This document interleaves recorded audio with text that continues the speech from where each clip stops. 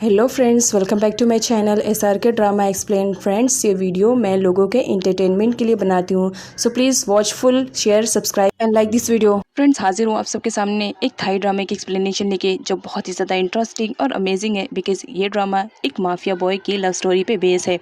तो दोस्तों, वेट किस बात का करना, चलते हैं हमारे ड्रामे की एक्सप्लेनेशन की तरफ। तेज बारिश का सीन दिखाया जाता है और इसी के साथ इस ड्रामे के मेन लीड, जिसका नाम लोगन है, हम इसे गन कह के बुलाएंगे, वो भी अपनी जान बचाकर भाग रहा होता है। कहने को तो गन हांगकांग का सबसे बड़ा माफिया रहता है। कहते हैं ना, ऊपर वाला मेहरबान तो गधा भी पहलवान। कुछ इसी टाइप की सिचुएशन यहाँ पर चल रही होती है। कुछ लोग गन के पीछे पड़े हुए रहते हैं और उन्हें गन मिल भी जाता है। वो लोग गन को बहुत बुरी तरीके से मारते हैं और कहते हैं, कहने को तो माफिया होना, लेकिन आज पाला उल्टा पड़ गया है। बॉस ने ऑर्डर दिया है तुम्हें जान से मार देने के लिए।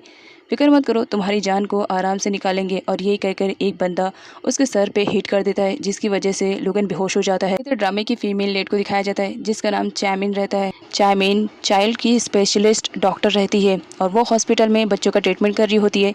एक बच्चा मेडिसिन लेने से मना कर रहा होता है, तब वहाँ पर चैमिन आती है। वो उसे रिंग पहनाता है, ये कहते हुए कि मैं जब से आया हूँ आप मेरी बहुत ही अच्छे से केयरिंग करती हो, क्या तुम मेरी गर्लफ्रेंड बनना पसंद करोगी? जिस पर चैमिन उसे कहती है, ज़रूर बनूंगी, लेकिन अगर इससे पहले तुम मेडिसिन खाओगे तो। अगर तुमने मेडिसिन नहीं खाई तो याद रखना, तुमने जो मुझे रिंग पहनाई है ना, मैं उसे निकाल दूंगी। और इसका मतलब समझ रहे हो ना कि फिर मैं तुम्हारी गर्लफ्रेंड नहीं रह जाऊंगी। जिस पर वो बच्चा कहता है, नहीं, आप मेरी गर्लफ्रेंड रहो, लो मैं मेडिसिन खा लेता हूँ। और चैमिन उसे बहुत ही प्यार से मेडिसिन खिला देती है। अपनी जॉब को कंटिन्यू करने के बाद चैमिन जब अपने घर वापस जा रही होती है तो उसे अजीब अजीब सी आवाज़ें आने लगती है, जिसे चेक करने के लिए वो जब जाती है तो देखती है कि गार्बेज में कोई पड़ा हुआ है। वो देख करके डर जाती है, लेकिन हिम्मत बनाती है और अपने अम्ब्रेला को ऊपर की तरफ उठाते हुए कहती है, जो भी हो अपना फेस दिखाओ, अदरवाइज इसी अम्ब्रेला से तुम्हें हिट कर दूंगी। चामिन के बार बार बोलने पर भी वो बंदा हिल नहीं रहा था। चामिन उसे अम्ब्रेला से पुश करती है, जिसकी वजह से वो टर्न होता है और यहाँ पर दिखाया जाता है वो गन रहता है। किसी भी तरह वो गुंडों से अपनी जान बचा करके भाग आता है, लेकिन वो बेहोश रहता है। इधर दिखाया जाता है सारे लोग उसे ढूंढ रहे होते हैं और यहाँ पर एक बंदे को दिखाया जाता है, जिसका नाम कलर रहता है। और वो अपने बॉस को बता रहा होता है कि हमने गन को इतनी बुरी तरीके से मारा है कि कोई उम्मीद नहीं है कि वो बच सकेगा। चामिन जबकि एक डॉक्टर थी तो उसका फर्स्ट एम रहता है किसी भी तरह पेशेंट की जान बचाना। जब वो देखती है कि गन इस तरह से ज़ख्मी है तो फ़ौरन जाती है उसे होश में लाने के लिए, लेकिन काफ़ी टाइम के बाद भी गन होश में नहीं आता है। इसकी वजह से वो गन को अपने घर पर ले आती है उसके ट्रीटमेंट के लिए। यहाँ पर वॉचमैन को दिखाया जाता है, जो चैमिन से कहता है, मुझे नहीं लगता है कि आपको इस बंदे को अपने घर में रखना चाहिए। हुलिया देख के लग रहा है कि ज़रूर बहुत ही खतरनाक होगा। अच्छा यही रहेगा कि आप इसे हॉस्पिटल में लेकर जाएं। जिस पर चामिंग कहती है कि इस वक्त ये मेरा पेशेंट है और आपको ऐसा बोलने की ज़रूरत नहीं है, मैं पहले इसका ट्रीटमेंट करूंगी, आप इसके कपड़े निकाल दो। ये कहने पर वॉचमैन उसके कपड़े निकाल देता है। यहाँ पर वो उसे एक बार फिर से कहता है, देखो मैं सही कह रहा हूँ, इसे बाहर निकाल दो, अदरवाइज़ हो सकता है तुम्हारे लिए प्रॉब्लम खड़ी हो जाए। लेकिन चामिन उसकी एक भी बात नहीं सुनती है और गन का ट्रीटमेंट स्टार्ट कर देती है, ये कहते हुए कि मैं डॉक्टर हूँ और मेरा फर्स्ट काम है किसी भी तरह पेशेंट की जान बचाना, जो मुझे अच्छी तरीके से आता है और मैं करना भी जानती हूँ। यहाँ पर चामिन को दिखाया जाता है वो गन की ट्रीटमेंट में वॉचमैन की भी हेल्प ले रही होती है। अचानक से मेडिसिन अप्लाई करते वक्त गन को होश आने लगता है और उसे बहुत ज़्यादा पेन होने लगता है। इसी वजह से वो चामिन के हाथों को हटाने लगता है, ये कहते हुए कि मत करो। यहाँ पर चामिन को दिखाया जाता है जो इसमें वॉचमैन की हेल्प लेती है और कहती है, गन के हाथ को पकड़ो, किसी भी तरह ये मेडिसिन अप्लाई करनी पड़ेगी, उसके बाद ही इसके ज़ख्म ठीक होंगे, अदरवाइज़ नहीं होंगे।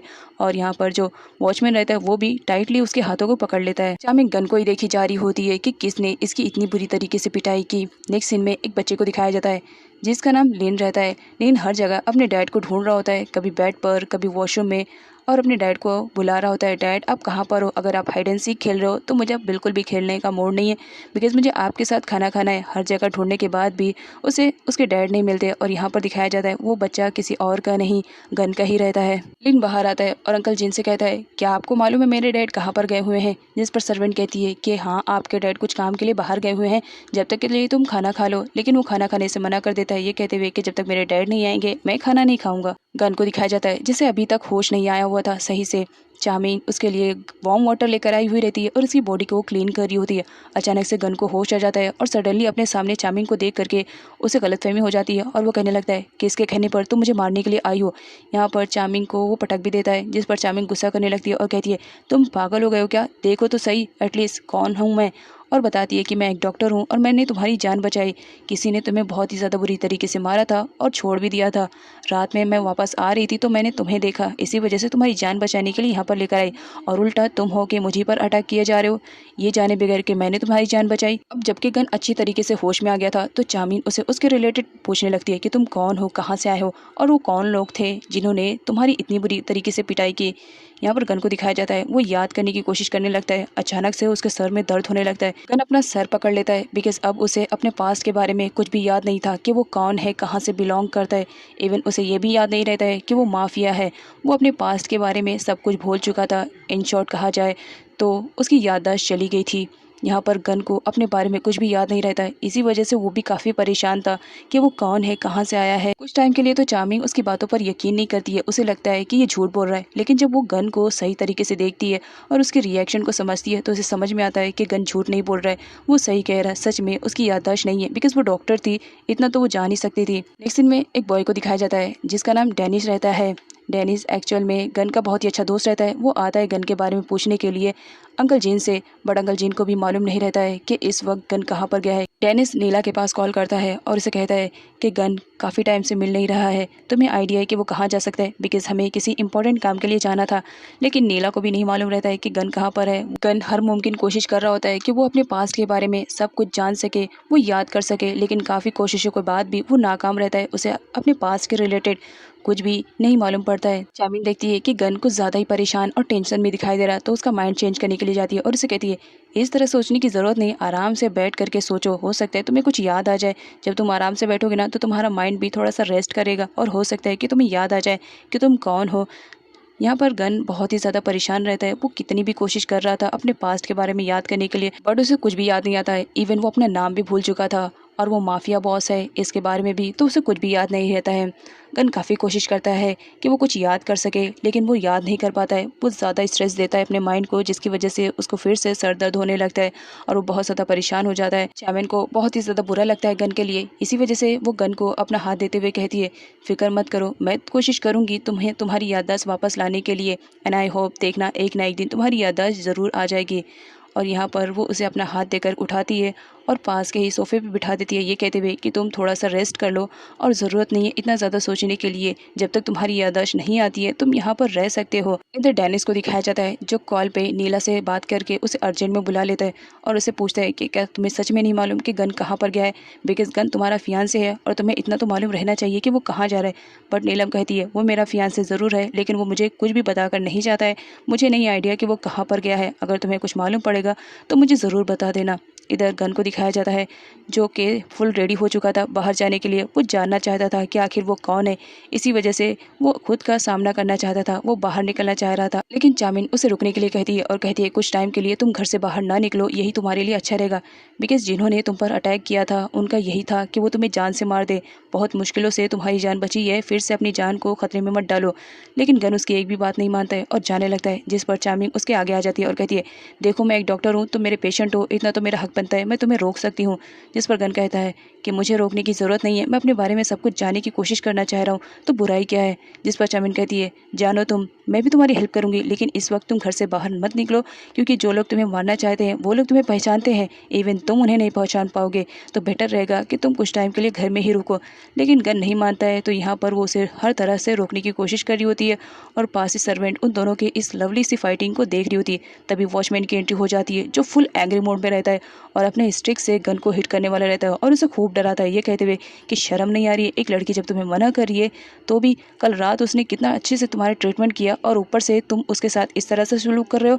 जिस पर चार्मिंग उसे रोकती है और कहती है कि ठीक है, इतना काफ़ी रहेगा, अब चले जाओ, मैं इसे हैंडल कर लूँगी बिकॉज ये मेरा पेशेंट है। जिस पर वॉचमैन कहता है तुम कह रही हो इसी वजह से जा रहा हूँ, वरना ऐसे लड़कों को मुझे अच्छी तरीके से हैंडल करने के लिए आता है। और वो वहाँ से चला जाता है। चामिंग के मना करने के बाद भी गन वहाँ से ज़बरदस्ती चला जाता है। चामिंग हॉस्पिटल आती है, आज गन की वजह से उसे लेट हो जाता है, इसी वजह से लोग उसे पूछ रहे होते हैं कि वो लेट क्यों हो गई। जिस पर चामिंग बता देती है कि उसके घर पर एक पेशेंट है, वो उसी का ट्रीटमेंट कर रही थी, इसी वजह से उसको लेट हो गया। चामिंग बात ही कर रही होती है, तभी पीछे से एंट्री हो जाती है डेनिस की। तो वो चामिंग से पूछने लगता है कि तुम किसका ट्रीटमेंट कर रही हो। जिस पर चामिंग बता देती है कुछ नहीं, एक पेशेंट है उसी का ट्रीटमेंट कर रही हूँ। यहाँ पर डेनिस को दिखाया जाता है जो कि एक सक्सेसफुल डॉक्टर रहता है और सर्जन भी रहता है। इसके अलावा चामिंग से वो काफ़ी टाइम पहले मिला था और वो उसे बहुत ही ज़्यादा लाइक करता है। इधर गन को दिखाया जाता है याददाश्त तो रहती ही नहीं है और ऊपर से वो अपने बारे में सब कुछ पता करने की कोशिश कर रहा था। हर किसी से पूछता लेकिन कुछ भी नहीं मालूम पड़ता। थक हार करके वो जब खाना खा रहा होता है तो एक लड़की उसे बहुत ही ज़्यादा गौर से देखने लगती है। तो गन को ऐसा रियलाइज़ होता है कि हो सकता है वो मुझे पहचानती है। गन उस लड़की के पास जाता है और उसे कहता है, क्या तुम मुझे जानती हो? क्या तुम मुझे पहचानती हो? मेरा नाम मालूम है तुम्हें? जिस पर वो लड़की कहती है, मुझे नहीं मालूम तुम कौन हो, साइको हो क्या? इस तरह किसी से भी कुछ भी पूछोगे?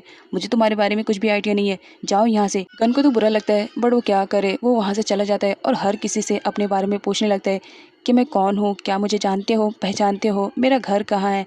लेकिन सुबह से शाम हो जाती है, उसे अपने बारे में कुछ भी नहीं मालूम पड़ता है और थक हार करके वो एक जगह बैठ जाता है। इधर नीला को दिखाया जाता है जिसने डेनिस को कॉल करके इमरजेंसी में बुलाया था। वो गन के बारे में उसे पूछने की कोशिश करती है। वो कुछ बताता उससे पहले वहाँ पर कलर की एंट्री हो जाती है।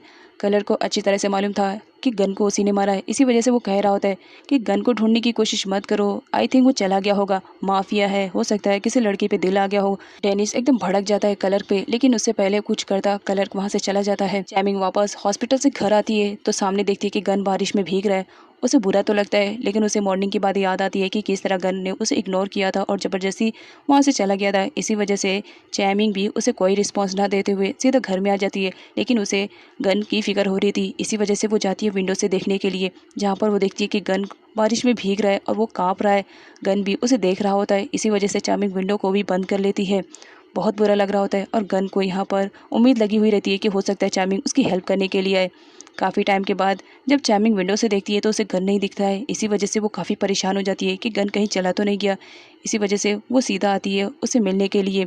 जब वो बाहर आती है तो देख करके शॉक रहती है क्योंकि गन अंदर आने की कोशिश कर रहा होता है। वॉचमैन गन को बाहर भगा रहा होता है, वो अपनी स्टिक से गन को रोक रहा होता है।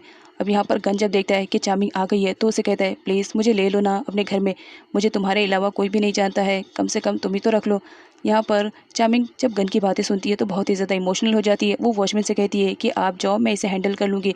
लेकिन वॉचमैन कहता है, ये बहुत ही बुरा और बैड बॉय है, इससे बेटर रहेगा कि मैं इसे स्टिक से मार करके यहाँ भगा दूँ। तुम फिक्र मत करो, मैं इसे 2 दिन में ठिकाने लगा दूंगा। ऐसे लड़कों को ठिकाने लगाना मुझे अच्छी तरीके से आता है। चामिंग वॉचमैन को मना कर देती है और गन को वापस घर ले आती है। गन काफ़ी बुरी तरीके से भीग जाता है, इसी वजह से उसे ठंड लग रही होती है। यहाँ पर चैमिन को दिखाया जाता है, उसके पास तो गन के लिए कोई भी कपड़े नहीं रहते हैं। इसी वजह से वो गन से कहती है कि लाओ, मैं तुम्हारे कपड़ों को सुखा देती हूँ, उसके बाद तुम पहन लेना। गन अपने पूरे कपड़े निकाल करके चैमिंग को दे देता है और भूल जाता है कि उसने कुछ भी नहीं पहना है। और वैसे ही कपड़े देने के लिए बाहर आ जाता है। चैमिंग अपने फेस पे हाथ रख लेती है और गन से अंदर जाने के लिए कहती है। गन को रियलाइज़ होता है तो वो फ़ौरन छुप जाता है और वो उसे अपने कपड़े देने लगता है, जिस पर चैमिंग कहती है कि ठीक है लाओ दो, और बाहर निकलना नहीं।